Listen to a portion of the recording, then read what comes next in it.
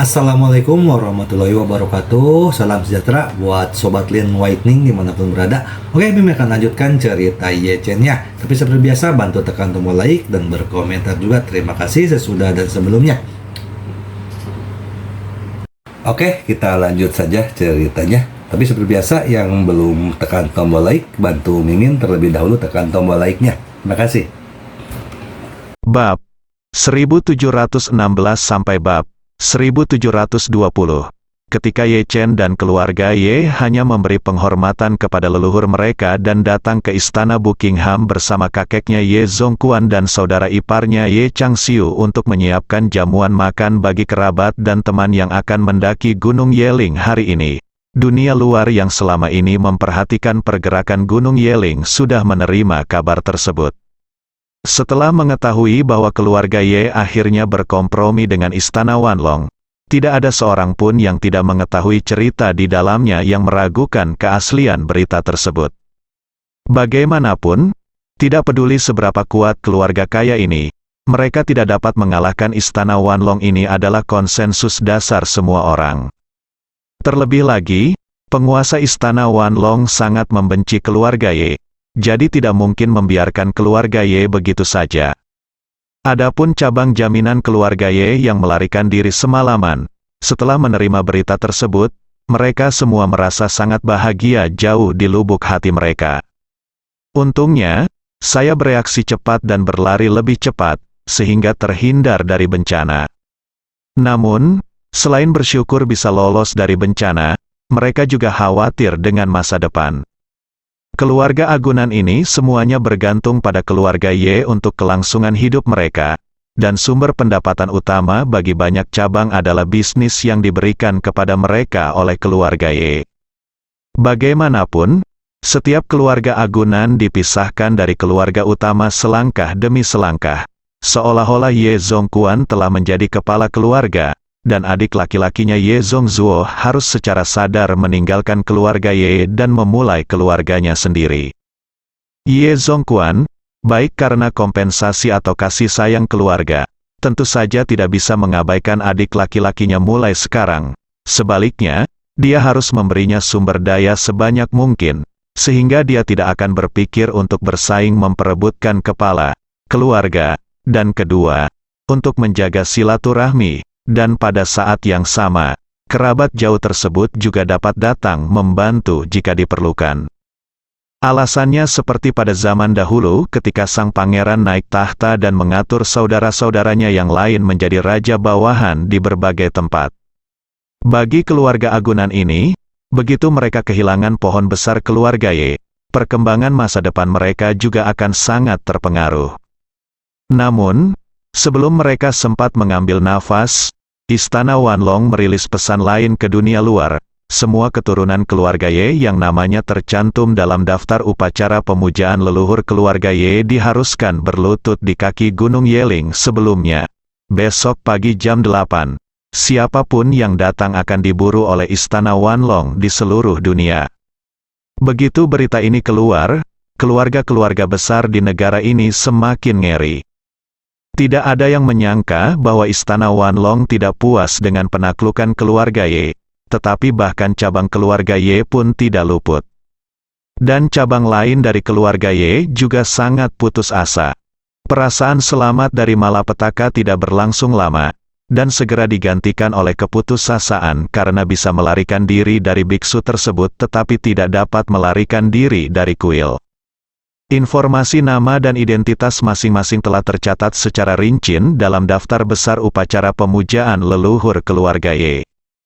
Misalnya nama belakang orang tersebut, umurnya, senioritasnya, di mana keluarganya, siapa bapaknya, siapa kakeknya, dan dari cabang keluarga Ye mana nenek moyangnya berasal. Semua itu harus ditulis dengan jelas dengan kuas yang dicelupkan ke dalamnya, cinnabar. Karena daftar besar ini hanya akan dibakar untuk dilihat para leluhur setelah upacara pemujaan leluhur, sehingga tidak ada yang berani main-main dengannya. Kini, daftar ini telah jatuh ke tangan Istana Wanlong, yang berarti latar belakang setiap orang dikontrol ketat oleh Istana Wanlong, dan mereka bahkan tidak bisa melarikan diri. Orang-orang ini semua mengetahui kekuatan Istana Wanlong, akan sangat mudah untuk membunuh mereka, jadi tidak ada yang berani melanggar perintah Istana Wanlong. Oleh karena itu, kelompok orang ini hanya bisa gigit jari dan bergegas kembali dengan gelisah. Anak dan cucu Ye Zhongzuo menerima kabar tersebut melalui jaringan satelit di pesawat pribadi kembali ke Kanada. 10 menit setelah menerima kabar tersebut, pesawat langsung membuat lingkaran di ketinggian 10.000 meter dan berbalik arah untuk kembali ke Yanjing. Pada saat yang sama, Ye Chen telah mengisi gelas anggurnya dan berterima kasih kepada semua kerabat dan teman yang hadir satu persatu di ruang perjamuan Istana Buckingham. Dan kerabat serta teman-temannya ini, termasuk mantan teman ayahnya, Gu Yanzong, sekarang memandangnya seolah-olah mereka sedang melihat dewa. Orang pertama yang dihormati Ye Chen adalah Gu Yanzong. Di matanya, Gu Yanzong adalah orang tua yang paling pantas dihormati dan terbaik baginya. Oleh karena itu, Ye Chen bersyukur dari lubuk hatinya yang terdalam bahwa keluarganya yang beranggotakan 3 orang dapat pergi ke Gunung Yeling hari ini. Gu Yanzong sangat bersemangat sehingga dia tidak bisa tenang untuk waktu yang lama. Setelah minum beberapa gelas anggur, dia tidak bisa menyembunyikan kegembiraannya dan berkata kepada Ye Chen, "Chener, sekarang kamu telah mengambil alih Wanlong Istana. Kekuatan keluarga Ye adalah di antara banyak keluarga di negara ini. Ia sudah menduduki peringkat pertama, melihat dunia. Setidaknya bisa masuk 10 besar, Ye Chen berkata. 10 besar masih jauh dari pertama, Gu Yanzong berkata dengan serius. Tidak masalah jika ada celah, tapi kamu harus melanjutkan dengan mantap dan selangkah demi selangkah. Setelah itu, Gu Yanzong memberitahu Ye Chen, "Chener, sebuah keluarga sepertinya keluarga Rothschild terlalu kuat. Saat ini, saya sangat tidak menyarankan Anda menghubungi mereka terlalu dini." Ye Chen mengangguk dan berkata sambil tersenyum, "Paman Gu, jangan khawatir. Saya tidak akan pergi kali ini, aku akan berhadapan langsung dengan mereka saat aku pergi ke Eropa Utara. Hal utama adalah membantu Helena mendapatkan kembali tahtanya terlebih dahulu. Dan omong-omong, berhubungan dengan keluarga Rothschild, aku akan menyembunyikan diriku nanti. Kamu dapat yakin tentang dia identitas." Melihat Ye Chen memutuskan untuk pergi, Gu Yanzong mengatakan kepadanya, "Rothschild umumnya dikenal sebagai uang lama di Eropa dan Amerika.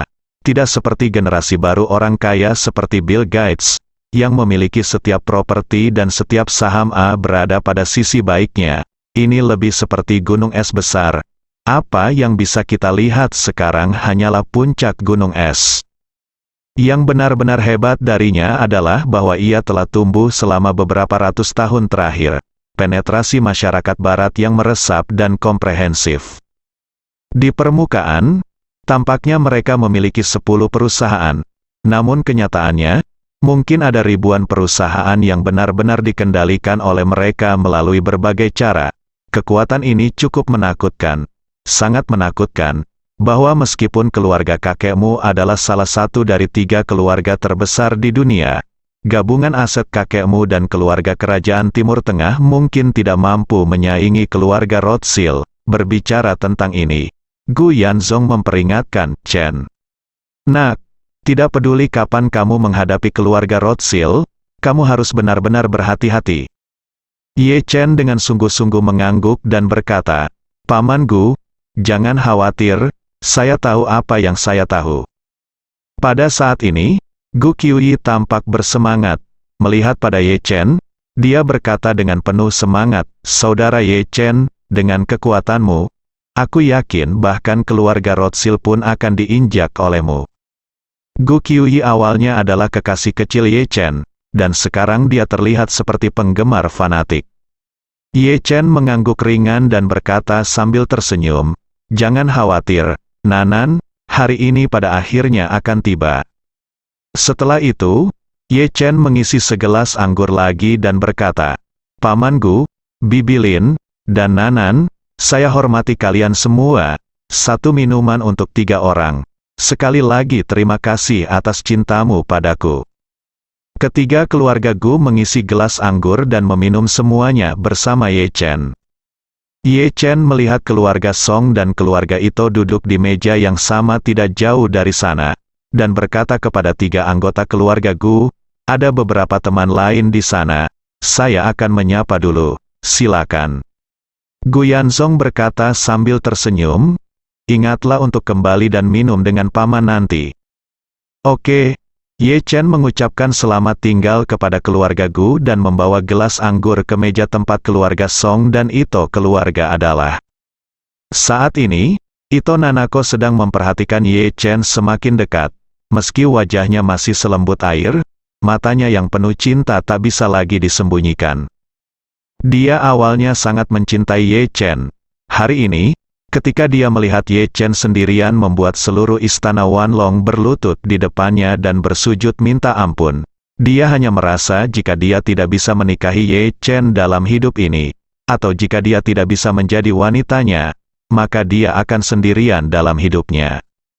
Karena dia tahu bahwa tidak akan pernah ada pria lain yang bisa sepenuhnya menaklukkannya dari tingkat kesadaran seperti yang dilakukan Ye Chen.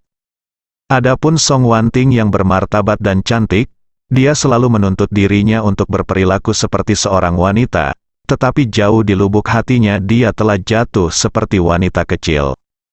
Begitu Ye Chen tiba, keluarga Song dan keluarga Ito semuanya berdiri. Takehiko Ito dan Koichi Tanaka tidak dapat berdiri karena kehilangan kaki, namun mereka segera mengangkat gelas wine dan memandang Ye Chen dengan hormat. Dan hampir 200 orang yang dibawa oleh kedua keluarga itu semuanya berdiri dalam sekejap. Di antara mereka, lebih dari 100 ninja papan atas yang biasanya dianggap sebagai harta nasional di Jepang berdiri tegak dengan tangan digantung dengan rendah hati di kedua sisi tubuh, dan leher serta kepala mereka juga tertunduk hormat pada sudut 45 derajat, wajah penuh hormat. Inilah reaksi naluriah dan kesopanan mereka saat menghadapi orang kuat yang mereka hormati dan takuti. Gu Yanzong melihat adegan ini dan tidak bisa menahan diri untuk tidak menghela nafas kepada istri dan putrinya. Para ninja Jepang ini tampaknya sangat terkesan dengan kekuatan Chener, mereka bahkan tidak berani mengangkat kepala di depannya. Gu Yanzong Kyui berkata dengan serius. "Itu benar. Saudara Ye Chen jauh lebih kuat dari mereka. Mereka harus penuh hormat." Lin Wan Qiu berbisik pelan saat ini, "Saya selalu gadis dari keluarga Ito, dan gadis dari keluarga Song. Nak, caramu memandang Chener sepertinya tidak benar." Setelah mengatakan itu, dia melirik kedua saudara perempuan Su Ziyu dan Su Ruoli yang duduk di meja lain tidak jauh, dan menghela nafas, "Tidak apa-apa. Di sana ada yang salah dengan dua saudara perempuan dari keluarga Su. Cara mereka memandang Chener." Gu Yanzong adalah orang yang kuat dan tegas dalam melakukan sesuatu, dan dia memang bukan orang yang peka.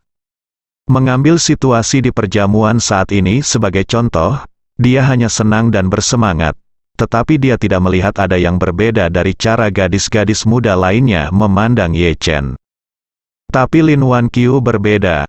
Wanita pada dasarnya halus, pandai mengamati detail, dan intuisi mereka jauh lebih akurat daripada pria. Jadi dia memperhatikan gadis-gadis muda ini sejak pagi. Bagaimanapun, mereka yang masih rela pergi ke Gunung Yeling untuk membantu Ye Chen di bawah tekanan berat Istana Wanlong adalah mereka yang mengesampingkan hidup dan mati. Dan gadis-gadis ini, jika Anda membawa salah satu dari mereka keluar, mereka juga wanita cantik yang telah menaklukkan negara. Mereka dapat mendaki Gunung Yeling tanpa ragu-ragu. Ini cukup untuk membuktikan bahwa Ye Chen bahkan lebih baik dari diri mereka sendiri dalam pikiran mereka. Hidup lebih penting. Lin Wan Qiu yang juga seorang perempuan tahu betul bahwa jika seorang perempuan rela mati demi laki-laki seumuran, tidak bisa hanya sekedar balas budi. Harus ada juga perasaan pribadi yang kuat yang tercampur di dalamnya.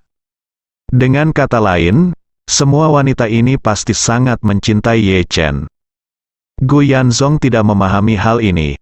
Dia bertanya dengan ekspresi bingung di wajahnya. "Saya tidak mengerti. Apakah ada yang salah?" "Tentu saja ada." Lin Wan Qiu dengan sengaja menarik Gu Yanzong ke samping. menghindari Gu Qiui, dan berkata dengan tegas, gadis-gadis kecil ini sedang memperhatikan Chener mata jelas penuh dengan cinta. Gu Yanzong menyipitkan matanya dan berkata sambil tersenyum, saya pikir itu semua karena rasa terima kasih, jangan lupa, Chener memiliki perasaan terhadap gadis-gadis ini, itu benar kebaikan yang besar, wajar. Jika gadis-gadis ini berterima kasih padanya, Lin Wanqiu berkata dengan sangat serius, sulit bagi wanita untuk menghadapi rasa terima kasih batin mereka secara objektif. Pernahkah Anda menemukan bahwa wanita di zaman kuno dan modern, di dalam dan luar negeri, apakah sangat mudah untuk jatuh cinta pada mereka? Apakah kamu pria yang baik? Gu Yanzong terkejut karena terkejut, dan berkata sambil tersenyum, hei, hal-hal ini di luar kendali kami.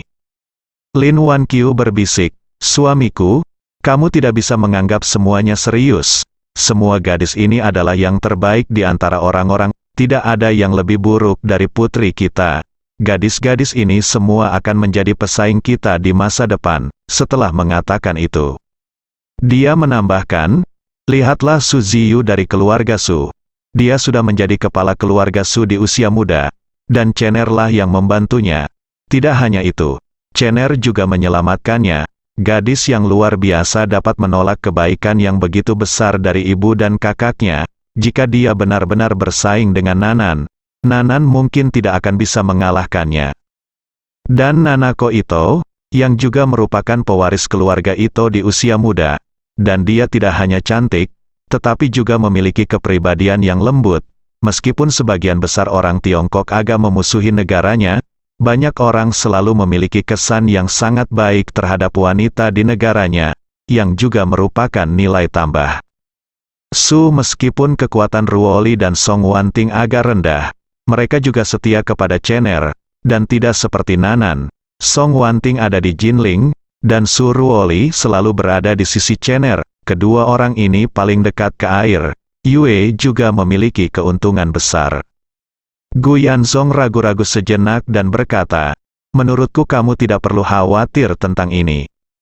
Untuk pria luar biasa seperti Chener, banyak gadis secara alami akan jatuh cinta padanya. Chener adalah ini relatif sederhana. Jika dia menyebarkan berita bahwa dia akan berhasil sebagai kepala keluarga Ye hari ini dan menaklukkan istana Wanlong pada saat yang sama, setiap keluarga besar di negara pasti akan memeras kepala mereka untuk menikahkan putri mereka dengannya. Keluarga-keluarga kaya ini Anda harus sangat jelas tentang keutamaan para bangsawan dalam kehidupan sehari-hari. Ya. Lin Wanqiu menghela nafas, lalu memandang Helena yang sedang duduk di sudut, diam-diam menatap Ye Chen, dan menghela nafas. Chener, ini dia akan pergi ke Eropa Utara lagi. Jika dia benar-benar membantu Helena menjadi Ratu Eropa Utara, aku khawatir gadis Nordik ini juga akan jatuh. Gu Yanzong mengangguk dan berkata sambil tersenyum. Jangan khawatir, Chener adalah orang yang berbakti. Anakku, tidak peduli berapa banyak wanita yang menyukainya, hanya ada Nanan di dunia ini, menantu perempuan yang ditunjuk oleh kakak Ye dan kakak Ye semasa hidup mereka. Setelah mengatakan itu, Gu Yanzong menambahkan, meskipun Chener sekarang memiliki istri sah, itu juga karena dia sudah 20 tahun tidak bersama keluarga Ye. Sekarang lintasan hidup Chener mulai mendekati keluarga Ye.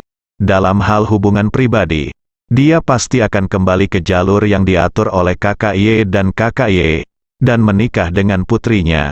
Itu hanya masalah waktu. Lin Wanqiu merasa sedikit lega, mengangguk dan berkata, saya kuharap semuanya akan seperti yang kamu katakan. Kalau tidak aku benar-benar tidak tega membiarkan putriku menunggu lebih dari 20 tahun, dan pada akhirnya penantian itu sia-sia. Pada saat yang sama, Su Ziyu duduk di meja yang sama dengan ibunya Du Haiking, saudara perempuan Su Ruoli, He Yingxiu dan anggota keluarga lainnya, dan suasananya cukup tinggi, agak memalukan. Bagaimanapun, He Yingxiu adalah orang yang ikut campur dalam pernikahan Du Haiking dan diam-diam melahirkan seorang putri untuk Su Soudao. Jadi sekarang dia menghadapi Du Haiking lagi. He Yingxiu merasa bersalah. Dia selalu ingin mencari kesempatan untuk meminta maaf kepada Du Haiking. Tapi dia selalu menelan kata-katanya sebelum bibirnya mencapai bibirnya. Merasa bersalah secara moral, dia benar-benar tidak tahu bagaimana cara berbicara. Di sisi lain, saudari Su Ziyu dan Su Ruoli sedang mengobrol dan tertawa. Kedua saudara perempuan ini tidak hanya memiliki separuh darah yang sama, tetapi pengalaman mereka baru-baru ini juga tumpang tindih. Keduanya dikhianati oleh keluarga Su, dan keduanya diselamatkan oleh Ye Chen lebih dari sekali. Jadi mereka memiliki banyak kesamaan. Su Ziyu memandang Ye Chen yang sedang mengobrol dengan keluarga Song dan keluarga Ito, dan tidak bisa menahan diri untuk tidak menghela nafas. Ruoli, dermawanku sangat kuat. Aku yakin tidak akan lama lagi kamu tidak perlu melakukannya, sembunyikan identitasmu lagi. Su Ruoli meludah. Menjulurkan lidahnya, dia berkata sambil tersenyum, saya tidak peduli. Saya akan bersembunyi jika Tuan Ye meminta saya untuk bersembunyi, dan saya tidak akan bersembunyi jika dia tidak melakukannya. Lagi pula, aku tidak punya rencana lain, ikuti saja dia. Saat dia berkata, Su Ruoli sambil menyeret dagunya, dia menghela nafas, tapi kekuatanku benar-benar jauh tertinggal. Sebagian besar dari hampir 100 orang di Istana Wanlong lebih baik dari saya. Saya khawatir Tuan Ye tidak akan terlalu membutuhkan saya di masa depan. Su Ziyu menggelengkan kepalanya dan berkata dengan serius, jangan khawatir. Menurutku dermawanku tidak akan menganggap Wanlong Dian sebagai orang aslinya, tapi lebih seperti sarung tangan hitam, yang mengkhususkan diri dalam menangani beberapa hal yang tidak terlalu jujur. Tapi kamu di mata dermawanmu, ini berbeda dengan Istana Wanlong. Dermawanmu pasti akan memberikan pengaturan yang lebih baik untukmu. Su Ruoli bertanya dengan heran, kakak, apakah yang kamu katakan itu benar? Su Ziyu mengangguk dengan serius dan berkata, saya rasa begitu, seharusnya jam 8 atau 9. Su Ruoli segera tersenyum bahagia dan berkata, bagus sekali. Saya tidak meminta apapun lagi. Bisakah Anda menjadi pelayan di sebelah Tuan? Kamu sepanjang waktu. Du Haiking, yang tidak banyak bicara karena suasana canggung, juga berbicara saat ini. Ruoli, kamu harus lebih percaya diri. Harapan Tuan Ye terhadapmu seharusnya sangat tinggi. Kamu tidak boleh hanya menjadi pelayan pribadi. Jika kamu mengikuti Tuan Ye dengan baik, mungkin kamu bisa mencapai puncak Wan Po Jun suatu hari nanti. Su Ruoli mengerucutkan bibirnya. Meskipun dia tidak percaya, dia tetap saja aku tidak bisa membantu tetapi penuh dengan harapan untuk masa depan. Setelah berterima kasih kepada keluarga Song dan keluarga Ito, Ye Chen mendatangi keluarga He, Su Ruoli, dan ibu serta anak perempuan Su Ziyu dengan membawa segelas anggur.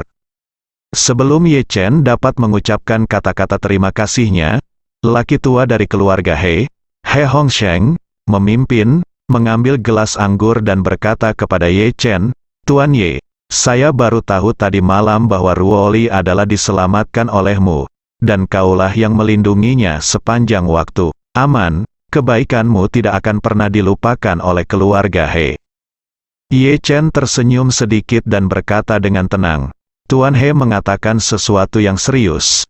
Ruoli dan aku adalah juga teman-teman, ini masalah antara aku dan dia. Kamu tidak harus melepaskannya, dalam hatiku. He Hongsheng berkata dengan serius, Tuan Ye, Ruoli adalah yang terbaik di antara generasi baru keluarga He dan masa depan pemimpin keluarga He. Jika kamu menyelamatkannya, kamu akan menyelamatkan seluruh keluarga He. Su Ruoli mendengar ini. Mendengar ini, dia berkata dengan heran, kakek, bagaimana aku bisa, seseorang dengan nama keluarga asing, jadilah pemimpin masa depan keluarga He. He Hongsheng berkata dengan tegas, Ruoli, tidak peduli apa nama keluargamu, kamu akan, dia adalah keturunan keluarga He-ku. Jadi aku benar-benar bisa beristirahat, yakinlah ketika saya menyerahkan keluarga He kepada Anda untuk dikelola di masa depan. He Hongsheng berkata dengan emosi, hanya ketika saya pergi ke Gunung Yeling hari ini, saya menyadari bahwa di bidang seni bela diri, itu benar-benar ada langit dan seseorang di luar dunia. Wan Po-jun mampu menjadi prajurit bintang 8 sebelum dia berumur 30 tahun. Tapi separuh tubuhku terkubur di Loos. Tapi aku masih berhasil mencapai level bintang 4 dengan bantuan Tuan Ye. Sebagai perbandingan, saya benar-benar merasa malu. Pada titik ini, He Hongsheng memandang Su Ruoli dan berkata dengan serius, "Jadi, saya ingin menyerahkan semua urusan keluarga He kepada Anda, sehingga saya dapat memiliki lebih banyak waktunya berlatih dengan baik. Mari kita lihat apakah kita bisa mengambil langkah maju sebelum kita mati." Su Ruoli sedikit tersanjung, tetapi juga berkata dengan sedikit cemas, "Kakek, saya tidak tahu apakah saya memenuhi syarat, dan identitasku sensitif sekarang. Jika orang Jepang tahu bahwa aku masih hidup, itu pasti akan membawa masalah bagi keluarga He." Ye Chen berkata saat ini, "Ruoli, kamu tidak perlu takut mengenai masalah ini. Saya sudah memikirkan tindakan balasan, dan lusa, Anda akan memulihkan identitas Anda secara terbuka, dan Jepang tidak akan pernah mengganggu Anda lagi." "Bagaimana ini mungkin?" Su Ruoli berkata tanpa sadar. "Saya adalah penjahat paling dicari di Jepang. Mereka pasti tidak akan membiarkan saya pergi dengan mudah." Ye Chen tersenyum dan berkata, "Don, jangan khawatir. Mulai besok, aku akan membiarkan Istana 10.000 Naga mengumumkan kepada publik bahwa kamu, Su Ruoli, telah resmi menjadi anggota Istana 10.000 Naga. Orang Jepang tidak akan pernah berani melawan Istana 10.000 Naga. Jadi mereka pasti akan memilih untuk menyerahkan penangkapan yang mereka inginkan demi Anda. Meski begitu, jika Anda tidak ingin kehilangan muka, Anda tidak bisa begitu saja mencabut perintah yang diinginkan. Dan kami pasti tidak akan menangkap Anda secara substantif apapun. Dengan cara ini, Anda dapat memperoleh kembali status bebas Anda secara terbuka." Berbicara tentang ini, Ye Chen menambahkan, "Tentu saja, kebebasan yang saya bicarakan, dalam hal geografi, berarti Anda dapat pergi kemanapun di dunia kecuali Jepang. Selama kamu tidak pergi ke Jepang untuk membuat mereka kesal, pasti tidak akan ada masalah, Su." Ruoli mendengar ini, matanya merah dan dia berkata dengan penuh terima kasih, "Tuan Ye, terima kasih. Ruoli aku tidak ingin pergi kemanapun lagi di masa depan. Aku hanya ingin berada di sisimu dan membantumu, selama kamu tidak terburu-buru membawa Ruoli pergi." Ye Chen tersenyum sedikit, berkata, "Kamu tidak perlu melakukannya. Bertanggung jawab atasku sepanjang waktu. Kakakmu akan resmi menjadi pewaris keluarga Su besok. Kamu bisa tinggal bersamanya untuk membantunya, Su." Ziyu berkata dengan tergesa-gesa, "Dermawanku, Ruoli, dia pasti masih menginginkannya untuk tinggal di sisimu." Su Ruoli juga tampak gugup dan gelisah saat ini, takut Ye Chen benar-benar tidak akan membiarkan dia mengikutinya. Ye Chen melihat penampilannya dengan jelas, jadi dia berkata sambil tersenyum, "Dalam hal ini, Ruoli akan kembali ke Jinling bersama semua orang di keluarga He. Tuan He dan yang lainnya akan kembali ke villa, dan Ruoli akan tetap berada di Buckingham Istana, tinggallah sementara." Su Ruoli akhirnya menghela napas lega, mengangguk penuh semangat dan berkata, "Baiklah, Tuan Ye, Ruoli selalu siap membantu Anda." Ye Chen mengangguk, memandang Su Ziyu dan Du Haiking, dan berkata dengan serius, "Nona Su, Bibi Du, setelah Su Chengfeng dan Su Soudao berlutut di Gunung Yeling besok, mereka akan bekerja sama dengan Anda untuk menyelesaikan semua prosedur. Su Chengfeng akan berangkat ke Madagaskar saat itu. Mungkin perlu waktu persiapan, tapi saya tidak ingin dia tinggal di pedesaan.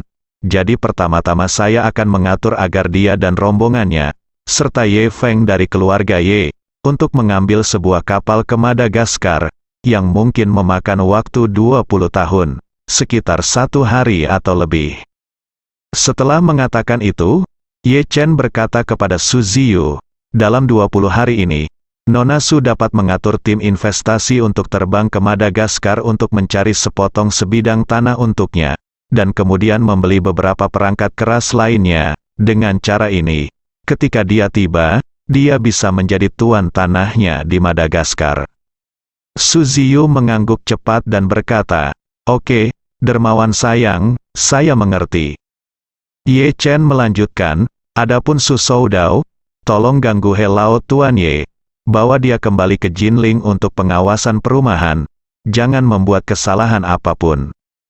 He Hongsheng segera mengangkat tangannya dan berkata, "Jangan khawatir, Tuan Ye, aku akan mengurusnya lain kali." Setelah mengucapkan terima kasih singkat kepada semua kerabat dan teman-temannya, Ye Chen meminta Tang Sihai untuk menyiapkan mobil. Pria itu mendatangi Helena yang kesepian dan berkata, "Helena, apakah kamu siap? Kapan kita siap?" "Siap, kita akan berangkat." Helena mengangguk patuh, berdiri, dan berkata dengan lembut, "Kembali ke Tuan Ye, saya siap." Ye Chen mengangguk sedikit, melambai dan berkata, "Ayo pergi, mobil dan pesawat sudah menunggu." Ye Zongquan melangkah maju dan bertanya dengan prihatin, "Chener, apakah kamu akan pergi sendiri? Jangan membawa beberapa orang bersamamu." "Bersamamu?" Ye Chen menggelengkan kepalanya dan berkata, "Tidak, saya bisa melakukannya sendirian." Melihat sikap tegas Ye Chen, Ye Zongquan tidak punya pilihan selain mengangguk dan berkata, "Kalau begitu kamu harus berhati-hati, kami akan menunggumu kembali di Yanjing." Ye Chen menginstruksikan. "Kerabat agunan dari keluarga Ye akan datang besok. Minta saja Wan Pojun untuk datang. Keluarga Ye tidak perlu muncul, terutama kamu." Ye Zongquan berkata buru-buru, "Jangan khawatir, aku tahu." Ye Chen mengucapkan selamat tinggal pada semuanya. Lalu kemudian dia dan Helena masuk ke dalam sedan Rolls-Royce yang disiapkan oleh Tang Sihai. Setengah jam kemudian, Rolls-Royce langsung melaju ke bandara dan langsung menuju hanggar tempat Concorde diparkir. Helena masih tidak tahu metode apa yang akan digunakan Ye Chen untuk membantunya mendapatkan kembali tahtanya. Dia mau tidak mau ingin bertanya beberapa kali, tetapi melihat Ye Chen telah menutup matanya untuk beristirahat, dia hanya bisa menahan dorongan itu. Kembali. Ketika Rolls-Royce hendak memasuki hanggar, Ye Chen perlahan membuka matanya, memandang Helena di sampingnya, dan bertanya, "Helena, apakah kamu biasanya memutar perangkat lunak video pendek?" "Ya, Helena." Tidak tahu mengapa Ye Chen bertanya, tapi dia tetap berkata dengan hormat, "Perangkat lunak video pendek populer Tiongkok juga sangat terkenal di luar negeri. Dicintai oleh pria, wanita, dan anak-anak, dan saya tidak terkecuali." Dia sebuah ponsel, dan berkata, "Masuk ke akun perangkat lunak video pendek Anda, rekam video, dan katakan bahwa Anda sangat bahagia sekarang karena Anda siap untuk naik Concorde dan bergegas kembali ke Eropa Utara untuk bertemu saudara perempuan Anda Olivier. Ini pernikahan ya?" Helena terkejut dan berkata dengan gugup, "Ya, Tuan Ye, jika saya memposting videonya sekarang, maka, bukankah itu berarti saya jatuh ke dalam jebakan?" Ye Chen tersenyum tipis. "Yang kuinginkan adalah jatuh ke dalam jebakan. Jangan khawatir, selama kamu mempublikasikan video ini, Olivia tidak akan pernah berani melakukan apapun padamu sebelum pernikahannya besok. Karena jika kamu jangan muncul di pernikahannya besok maka semua orang akan bertanya padanya tentang keberadaanmu." Berbicara tentang ini, Ye Chen melanjutkan, "Oedipides dari Yunani kuno memiliki pepatah terkenal, yang mengatakan, jika dewa ingin menghancurkannya, dia harus hancurkan dulu. Gila sekali, kalau mau Olivia kalah lebih parah lagi, kamu harus buat dia dulu merasa punya peluang menang." 20 menit kemudian, Concorde lepas landas dengan menderu di malam Yanjing, terbang menuju Eropa Utara dengan kecepatan tinggi. Yang ada di depan Ye Chen dan Helena adalah jalur pelayaran sepanjang 8.000 km. Dibutuhkan setidaknya 9 jam bagi pesawat penumpang biasa untuk terbang ke sana, namun Concorde hanya membutuhkan 4 jam untuk mencapai ibu kota Nordik, Oslo. Pada saat yang sama, pada perangkat lunak video pendek Nordik, sebuah video dengan cepat menjadi populer.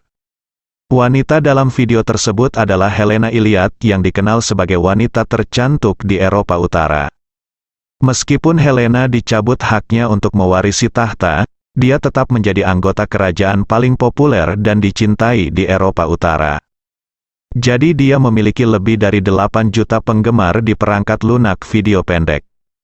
Negara Nordik ini hanya berpenduduk lebih dari 6 juta jiwa, dan setidaknya setengah dari mereka adalah penggemar Helena.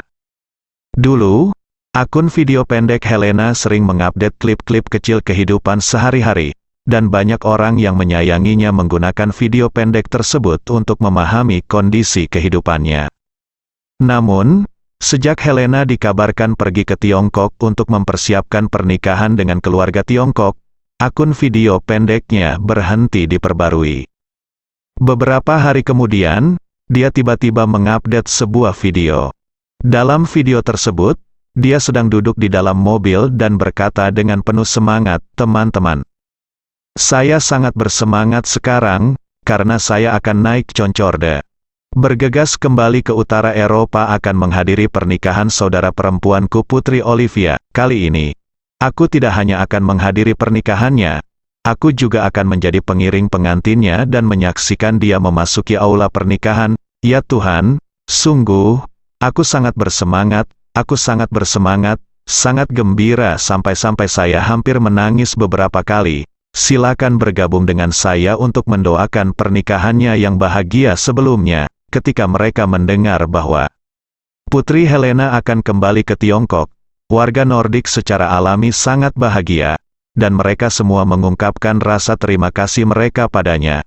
Video tinggalkan pesan di bawah, "Putri Helena, selamat datang di rumah."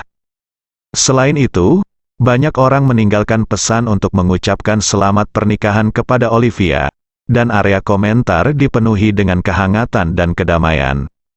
Saat ini, tengah hari waktu setempat di Eropa Utara. Olivia yang sedang makan siang bersama orang tuanya tiba-tiba menerima video ini dari Helena. Setelah menontonnya, dia mendorong piring itu ke tanah dengan marah dan berkata dengan dingin, "Helena ini benar-benar mencari kematian. Aku sudah dengan jelas memberitahunya bahwa dia tidak akan diizinkan kembali ke Eropa Utara dalam kehidupan ini. Saya tidak menyangka dia akan berani kembali, dan dia kembali dengan kemeriahan yang begitu besar. Dengan memposting video ini, dia secara terbuka memprovokasi saya. Dia pikir dia memposting video ini. Apakah aku tidak berani melakukan apapun padanya? Lalu dia meremehkanku, Olivia." Setelah mengatakan itu, dia segera mengangkat teleponnya dan menelepon Helena. Namun panggilan telepon itu mengingatkan Helena bahwa ponselnya sedang dimatikan. Olivia meninggalkan pesan di pesan suaranya dan berkata dengan dingin, "Helena, siapa yang memberimu keberanian untuk tidak mematuhi perintahku? Jika kamu berani menginjakan kaki di tanah Eropa Utara, aku akan membunuh Olivia sebelum ia bisa." Menyelesaikannya kata-kata itu, ayahnya Richard merampas telepon dari tangannya, segera mengakhiri pesannya, dan kemudian berseru, "Olivia, apakah kamu gila? Jika kamu mengancam Helen di pesan suara jika Helena ingin membunuh ibunya, begitu Helena merilis rekamannya, kamu akan selesai, Olivia." Tiba-tiba berkeringat dingin dan bertanya dengan gugup, "Di mana aku baru saja mengatakannya?" Richard masih ketakutan, berkata, "Syukurlah aku bereaksi cepat. Begitu kamu bilang bunuh, aku menghentikan pesan." Olivia mengambil napas dalam-dalam, menyentuh dadanya, dan mengertakkan gigi dan mengutuk, "Helena, kamu jalang." Aku kewarasannya dihancurkan olehnya. Richard tidak berbicara, tetapi menonton video Helena dengan istrinya, dan kemudian berkata, "Apa yang Helena ingin lakukan ketika dia kembali sekarang? Apakah karena dia ingin ibu akan diselamatkan?" Ibu Olivia, Wendy, berkata saat ini, "Helena bukan orang bodoh. Dia harus tahu itu dengan kemampuannya, tidak mungkin menemukan keberadaan ibunya. Jadi, menurutku, dia kembali kali ini, kemungkinan besar untuk menunjukkan niat baiknya kepada kita dan mengambil kesempatan untuk meringankan hubungan." Olivia berkata dengan dingin, "Aku tidak peduli apa tujuannya. Tapi dia sebenarnya melakukannya tanpa izin saya, dan kembali ke Eropa Utara tanpa izin, yang jelas-jelas tidak mematuhi perintah saya. Setelah itu, Olivia menambahkan, lagi pula, saya sudah memintanya pergi ke St. Petersburg, Rusia kemarin, tapi bukannya mendengarkan, dia malah berani kembali ke Eropa Utara. Betapa beraninya dia, dan dia benar-benar melakukannya. Dia dengan berani mengatakan dalam video pendek bahwa dia akan menjadi pengiring pengantinku. Aku tidak akan membiarkan dia menjadi pengiring pengantinku. Dia tidak akan pernah diizinkan untuk melompat keluar dan mencuri perhatian di pernikahanku. Richard mengerutkan kening dan berkata, aku mendengarnya keluarga Ye. Ia telah menyerah kepada istana Wanlong. Namun meski menyerah, keluarga Ye harus tetap mempertahankan setengah dari asetnya, yang berjumlah setidaknya 1 hingga 200 miliar euro aset. Kekuatan ini tidak dapat dianggap remeh, apalagi Concorde yang diterbangkan Helena juga merupakan aset keluarga Ye. Terlihat meskipun keluarga Ye mengalami kerugian besar, namun belum sepenuhnya runtuh. Dia masih sangat berharga bagi kami. Pada titik ini, dia menghibur Oli. Via berkata, jadi, menurutku kamu tidak perlu terlalu marah dulu. Lebih baik lihat dulu apa yang ingin Helena lakukan. Jika dia benar-benar ingin memperbaiki hubungannya denganmu, dan pada saat yang sama, setelah pernikahanmu, dia bisa dengan sadar meninggalkan Eropa Utara. Lalu biarkan dia bekerja sama dengan kita setelah dia kembali dan menarik dana keluarga Ye ke Eropa Utara. Kenapa kamu harus bertengkar seperti itu dengannya? Kata Olivia dengan ekspresi jijik. Karena aku tidak suka sejajar dengan Helena. Setelah itu, dia mengertakkan gigi dan melanjutkan, selama bertahun-tahun, tidak peduli apa yang aku lakukan, dia telah ditekan olehnya. Hukum waris, dia lebih unggul dariku. Dalam hal penampilan, dia juga lebih cantik dariku. Dalam hal nilai, dia selalu lebih baik dariku. Dia bahkan lebih dicintai oleh orang-orang daripada aku. Nanti, saya akhirnya mendapatkan pewaris pertama, tetapi tingkat dukungan publiknya masih tertinggi. Pada titik ini, Olivia menggeram dengan marah. Hal yang paling tak tertahankan bagi saya adalah, setelah saya dikanonisasi sebagai pewaris pertama, ada hampir 1 juta warga negara Nordik yang punya cukup makanan dan tidak ada pekerjaan, lalu lari ke Amerika Serikat. Petisi di situs Gedung Putih mengharuskan Gedung Putih untuk campur tangan dalam keluarga kerajaan Nordik dan mengembalikan Helena ke garis suksesi pertama. Masalah ini telah menjadi berita teratas di Eropa dan Amerika Serikat. Bagi saya, ini memalukan seumur hidup. Jadi, yang kuinginkan adalah dia tunduk padaku selamanya. Kapanpun dia melihatku, dia harus sujud dan dengan hormat memanggilku Yang Mulia Olivia. Ibunya Wendy He buru-buru mencoba membujuknya, Olivia, jangan terlalu marah sekarang. Helena telah memposting video dan secara terbuka mengumumkan bahwa dia akan kembali. Untuk mencegah orang mengkritiknya, kami hanya dapat menerimanya untuk sementara dan membiarkan dia menghadiri pernikahan Anda, kata. Wendy menambahkan, pada saat yang sama, Anda harus membiarkan dia menjadi pengiring pengantin Anda. Karena hanya dengan cara ini kami dapat memastikan bahwa publik tidak akan mengajukan pertanyaan apapun. Setelah pernikahan selesai, kami akan memaksanya meninggalkan Eropa Utara secara sukarela dan jangan biarkan dia pergi lagi, sejak dia pindah. Olivia berkata dengan ekspresi terdistorsi, dia sengaja menggunakan publik untuk menyerangku. Apakah aku akan membiarkan dia datang dan pergi dengan gaya? Bagaimana jika dia berhasil kali ini? Maka tidak akan lama lagi dia akan melakukannya lagi. Apa yang harus aku lakukan jika dia melakukan ini lagi di hari upacara penobatanku? Benar-benar tidak masuk akal, Wendy berkata. Olivia, kamu tidak melakukannya harus khawatir tentang ini. Kali ini Helena sudah mengirim videonya dan naik ke pesawat. Kami akan membiarkan dia kembali kali ini. Tetapi setelah dia kembali, kami akan mengontrolnya dan memberitahunya jika dia berani kembali ke utara Eropa tanpa izin lain kali. Ayo segera bunuh ibunya dan biarkan dia memutuskan sendiri. Olivia sangat marah sehingga akhirnya menerima nasihat ibunya. Karena meski marah, dia juga sangat sadar dengan keadaan saat ini. Karena Helena sudah lengah, sekarang sulit baginya untuk mempunyai kesempatan untuk melakukan serangan balik. Satu-satunya cara adalah menunggu dia datang dan menggunakan nyawa ibunya sebagai ancaman untuk mencegahnya melakukan hal yang sama atau melakukan kesalahan yang sama mulai sekarang. Melihat suasana hatinya akhirnya tenang, ayahnya Richard berkata, "Olivia, karena Helena naik Concorda, saya kira dia akan tiba di bandara pada malam hari. Saya sarankan Anda dan William pergi ke bandara terlebih dahulu untuk menyambutnya. Ketika dia turun dari pesawat, mereka membawanya ke istana dengan iring-iringan mobil kerajaan dan mengendalikannya." "Aku tahu," Olivia berkata dengan dingin. Untuk mencegah wanita jalang ini melepaskannya jika dia berbicara omong kosong di depan dari dunia luar, saya harus mengontrol semua jadwalnya. Saya juga akan menyita ponselnya dan tidak memberinya kesempatan untuk menyampaikan informasi kepada dunia luar. Richard mengangguk penuh penghargaan dan berkata, "Anda memikirkan masalahnya sekarang, memang lebih komprehensif. Satu-satunya masalah adalah kamu terlalu terburu-buru dan impulsif. Jika kamu bisa menyingkirkan ini, kamu pasti akan menjadi lebih kuat di masa depan," Olivia berkata tanpa ekspresi, "selama kamu menyelesaikannya." "Helena, aku bisa mengendalikan emosiku. Dia telah membawa terlalu banyak bayangan kepadaku selama bertahun-tahun. Ketika menyangkut hal-hal yang berhubungan dengannya, emosiku seperti tong mesiu, siap meledak." Richard memotret. Dia menepuk bahunya dan menghibur, "Jangan khawatir Olivia. Kali ini, kami pasti akan menyelesaikan masalah Helena sepenuhnya dan membiarkan dia membantu kami menarik sumber daya di keluarga Ye."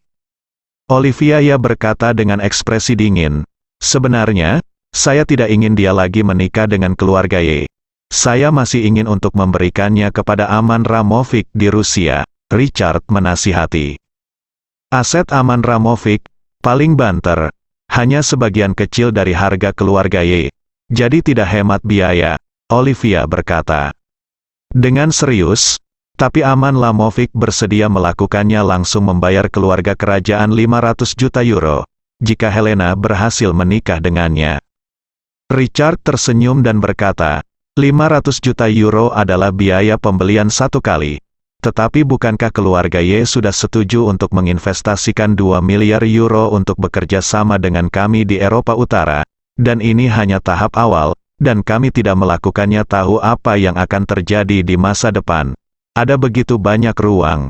Jadi tentu tidak hemat biaya untuk menyerahkan Helena kepada Aman Ramovic, Olivia memandang Richard dan berkata dengan sangat serius, "Ayah, jangan lupa, Helena adalah lahir dengan penyakit ini sangat serius dan dia mungkin tidak akan hidup lama.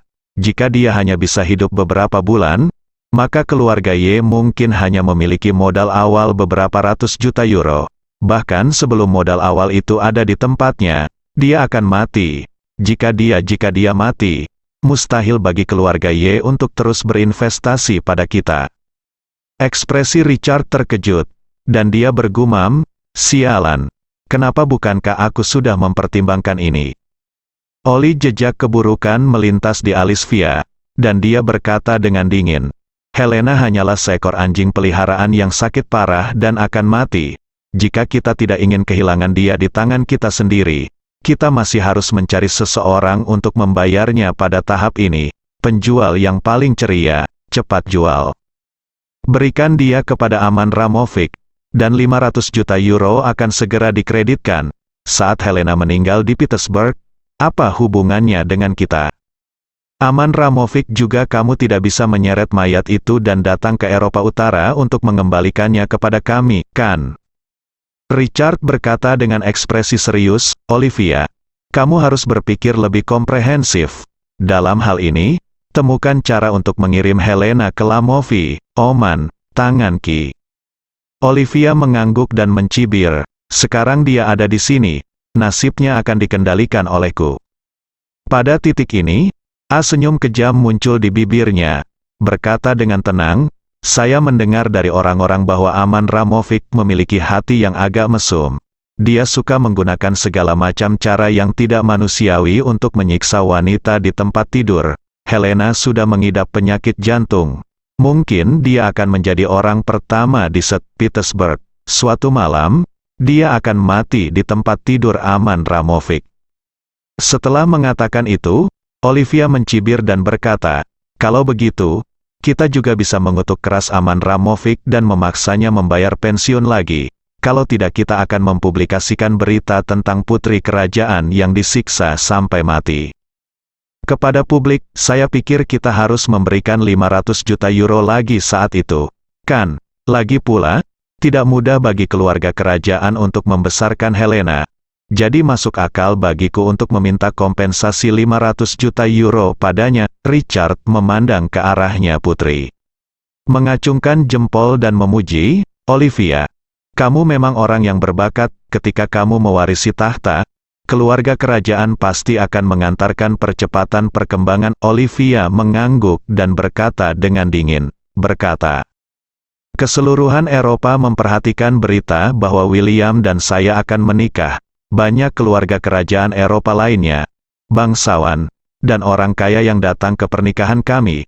Awalnya, saya tidak berencana mengundang Aman Ramovic, yang tidak bisa datang.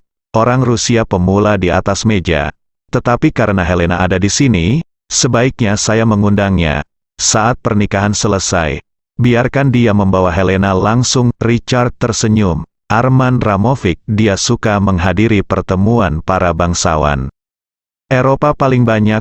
Jika kamu meneleponnya sekarang, dia akan terbang dari St. Petersburg malam ini. Olivia mengangguk dan berkata sambil mencibir, "Saya akan segera meneleponnya." Setelah mengatakan itu, Olivia menambahkan, "Ngomong-ngomong, Ayah, saya pikir setelah saya menikah, tidak perlu membiarkan wanita tua itu berlama-lama. Lalu saya akan memberitahu dokter dan diam-diam melepas semua tabungnya." Kecepatan Concorde lebih cepat dari rotasi bumi. Saat Ye Chen dan Helena menaiki pesawat di Yanjing, hari sudah malam. Namun setelah 4 jam penerbangan, sesampainya di kota Osu, ibu kota Eropa Utara, hari sudah senja di Eropa Utara. Setelah pesawat mendarat di ujung landasan, pesawat langsung dipandu oleh kendaraan pemandu darat hingga ke tempat parkir di ujung bandara. Saat pesawat masih meluncur, Helena mendengar pesan suara yang ditinggalkan Olivia untuk dirinya sendiri. Meski Olivia belum menyelesaikan perkataannya, Helena masih mendengar kemarahan dan ancaman yang kuat dalam perkataannya. Dia memandang Ye Chen dengan gugup dan berkata, "Tuan Ye, Olivia seharusnya sangat marah sekarang. Saya kira dia akan mengontrol saya dengan ketat saat saya turun dari pesawat." Ye Chen tersenyum dan berkata, "Dia kemungkinan besar akan melakukannya. Membawamu ke istana dan menjadikanmu tahanan rumah. Aku mungkin diperlakukan sama." Helena bertanya dengan tergesa-gesa, "Apa yang harus aku lakukan?" "Tidak masalah," Ye Chen berkata dengan ringan. "Sejak kakak tertua kita karena kita datang dari jauh. Wajar jika para tamu berbuat sesuka mereka. Ini adalah sopan santun. Kita akan menunggu sampai kita tiba di istana untuk membicarakan semuanya." Melihat Ye Chen percaya diri, Helena langsung menghela nafas lega dan bertanya kepadanya, "Tuan Ye, bagaimana saya harus memperkenalkan Anda kepada Helena?" Ye Chen tersenyum dan berkata, "Katakan saja saya adalah adik laki-laki Ye Feng. Karena Ye Feng belum menikah dengan Anda, menurut kami aturan Tiongkok, Ye Feng akan kembali ke rumah orang tuanya untuk menghadiri pernikahan. Tidak nyaman untuk berpartisipasi secara langsung. Jadi kali ini keluarga Ye mengatur agar saya mengantar mereka sepanjang jalan." "Oke." Helena mengangguk ringan. Dan bertanya lagi, "Apakah namamu perlu dihindari?" Ye Chen menggelengkan kepalanya dengan santai. Dia tersenyum dan berkata, "Tidak perlu. Ini pertama kalinya kamu di Eropa Utara. Tentu saja, kamu harus melakukannya secara terbuka." Bersambung